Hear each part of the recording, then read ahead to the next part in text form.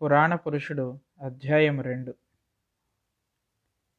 చంద్రవంశము వాడొక ధన్వంతరి ద్వాపరయుగమున చతుర్థ పాదమున కాశీపట్టణమున పట్టాభిషిక్తుడై ప్రజాహితముగా పరిపాలనము సాగించెను. అతని సహాధ్యాయి అయిన భరద్వాజ మహర్షి హిమవత్ పర్వతారణ్యములలో ముక్తసంగుడై ఇంద్రరుద్ర మంత్రమును ఉపాసించి దీర్ఘనిష్టతో తపస్సు చేసెను. అతనికి వాసుదేవుడు ఇంద్రరుద్రుని రూపమున ప్రత్యక్షమై వరము కోరుకునమనెను. ప్రజాహితమైన మహాకార్యమునొక దానిని యజ్ఞార్థముగా తన చేత చేయింపమని భరద్వాజుడు కోరెను. దానికి ఇంద్రరుద్రుడు ఇట్లనెను: అమృతమథన కాలమున ధన్వంతరి అమృత కలశముతో ఉద్భవించి జీవులుగా కలశమును హృదయముగా సృష్టి చేసి ఇచ్చెను. దానితో అనంతమైన కాలమున తమ ఆయుర్దాయముగా దర్శించి జీవుల దేహములల్లుకొనుట నేర్చిరి. ప్రణవం ఉచ్ఛ్వాస నిశ్వాసాత్మకమై దేహమునందు ప్రతిష్ఠ చెందుటకు హృదయము కారణమైనది. ప్రాణములతో దేహములు కల్పించుకొని మాతృగర్భమున ఇంద్రియములతో మనస్సును 5 రేఖల పుష్పముగా వికసింపజేసుకున్న బ్రహ్మ విద్య ఆయుర్దాయముగా ధన్వంతరిచే ఉపదేశింపబడినది. ఆ ఉపదేశము బుద్ధిగమ్యమై వేదస్వరూపమైన జ్ఞానముగా ఆయుర్వేదము అను పేరు నిహితము చేయబడినది. అయినను నాటి నుండి నేటి వరకు ఆయుర్వేదము ఒక శాస్త్రముగా దర్శించు శ్రద్ధ గలవాడు లేకపోయాను. నీకా శక్తిని ప్రసాదించుచున్నాను. మనస్సునకు ఇంద్రియములకు సప్తధాతువులకు ప్రాణముతో పొత్తు కుదిరినంత కాలము ఆయుర్దాయము నడుచును. ఇట్లు పొత్తు కుదురుట త్రిగుణముల సామ్యము సాధించుకున్నంత కాలము వీలుపడును. సాధించుకొనుచున్నంత కాలము వీలుపడును. త్రిమూర్త్యాత్మకముకు ప్రణవము నుండి 3 దళములు త్రిగుణములుగా విచ్చుకొనుచున్నవి. ఆ దళములు 3 రంగులుగా త్రిధాతువులు పుట్టుచున్నవి. అందు స్పందనాత్మకమైన వాతము శ్వాసను ప్రతిష్ఠ చేయుచున్నది. అదియే వాయుతత్వము. అగ్నితత్వమైన పిత్తము వేడిని పుట్టించి సప్తధాతువులను వెలిగించుటకు దేహమును హోమకుండముగా చేసి అన్నపానీయములను సమిధలుగా ఆద్యముగా హుతము చేయుచున్నది. పృథ్వీజలాత్మకముకు శ్లేష్మము ఈ హోమగుండము నుండి జీవకణములను పుట్టించుచున్నది. ఈ మొత్తము 3 దళముల పద్మము ఆకాశతత్వమును ఉద్భవించి నటించి లయమగుచున్నది. అందలి నటించుటయే ధాతు సామ్యము కారణముగా ఆయుర్దాయము అనబడుచున్నది. ఈ సామ్యమును నిలుపుకొను ఆచారకాండయే ఆయుర్వేదముగా నీకు ప్రసాదించుచున్నాను. నేను దుంపతో కూడిన సోమలత రూపమున వృక్షజాతిలో ఇంద్రుడిగా నీకు ప్రసన్నుడనయ్యదను. ఆదియుగమున మీ వంశకర్తయగు భరద్వాజునకు మొదట నేనిట్లు దర్శనమిచ్చి తిని. సోమకందమును సోమలతను ఉపయోగించి సోమయాగమును ఆయుర్వేదపరముగా సమన్వయింపుము. ఈ ప్రక్రియ సహాయమున నీవు రసాయనము అను యజ్ఞమును ఆచరింపుము. నీ దేహము పునర్నిర్మాణము చెంది మరి 100 సంవత్సరములు నిలుచును.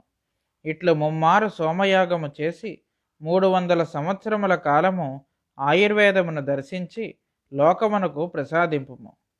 ధన్వంతరి అంశలో పుట్టిన నీ సహాధ్యాయ కాశీరాజు ఆస్థానమునకు పోయి వానిని కూడా చిరంజీవిగా నొనరింపుము.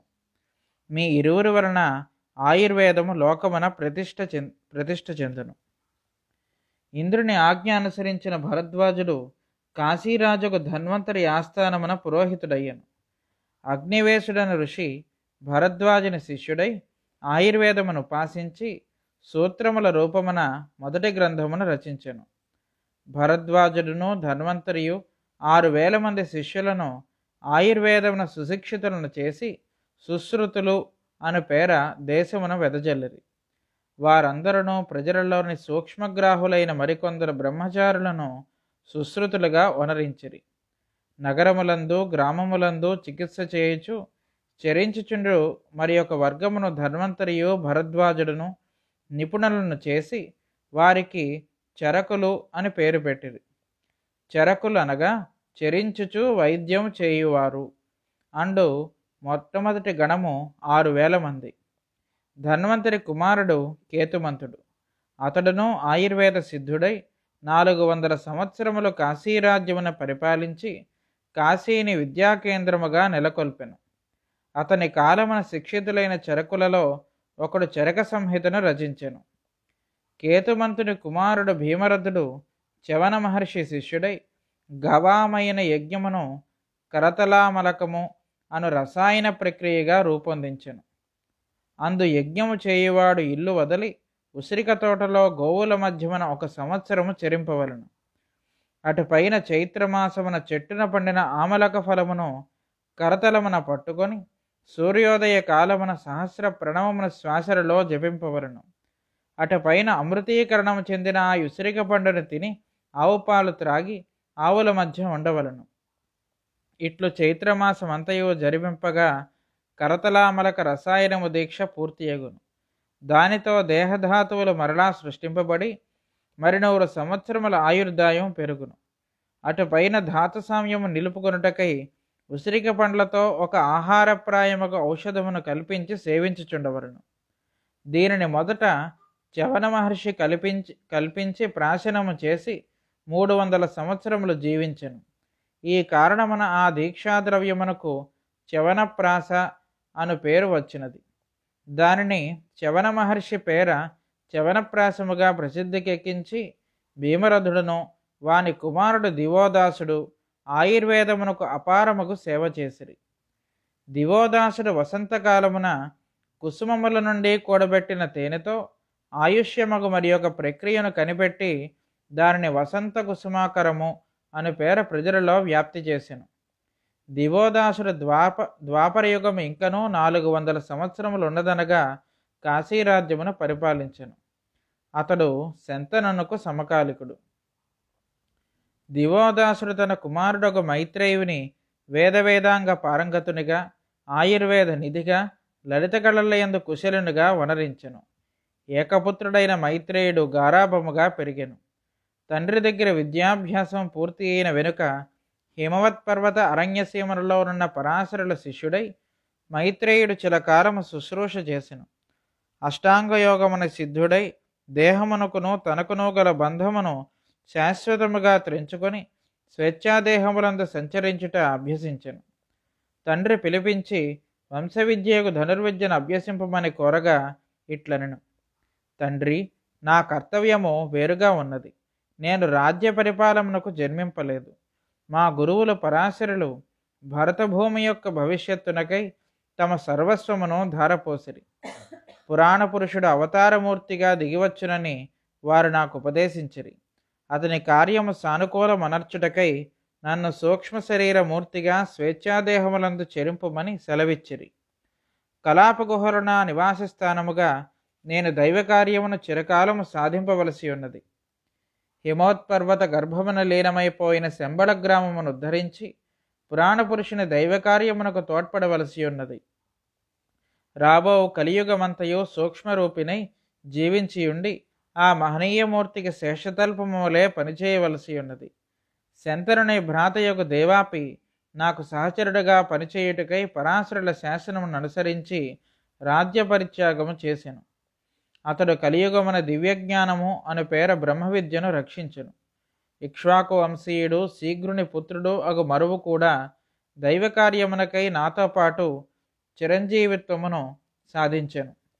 అతడు రాజవిద్యను కలియుగమున రక్షించి రాబో కృతయుగమున క్షత్రియవర్ణమును ఉద్ధరించి ప్రభువు కాగలడు. పురాణ పురుషుడే వారిని స్వయముగా పట్టాభిషిక్తుని చేయును. వేద విద్యను పురాణ సంహితగా భద్రపరిచి వేద సంహితను రక్షించుటకై మా గురువులు సత్యవతీ గర్భమున కృష్ణద్వైపాయన్ని అవతరింపజేసి మాకు సహాధ్యాయిగా శిక్షణమిచ్చుచున్నారు. అవతరింపబోవు పురాణ పురుషునకు బాల్య గురువుగా శిక్షణమిచ్చుటకై సాందీపని మహర్షిని కూడా మాతో సహాధ్యాయిగా నిలిపిరి.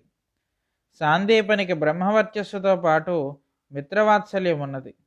అతడు తన బాల్యమిత్రుడకు బృహస్పతి అను వానిని కూడా పరాశరుల పాదమును ఆశ్రయింపజేసెను. కానీ బృహస్పతి సంస్కారం మంచిది కాదనియు అతడు యవనుల ప్రలోభమునకు లోనై భరతభూమికిని వేద విద్యకును శత్రువుగా పనిచేయుననియు నాకు అనిపించుచున్నది. అతడు గురుకులమున చేరిన వెనుక ముమ్మారు యవన బర్బర భూములకు యాత్ర చేసి వచ్చెను. మైత్రేయుని కోరికను మన్నించి దివోదాసుడు ఇట్లు ప్రశ్నించెను.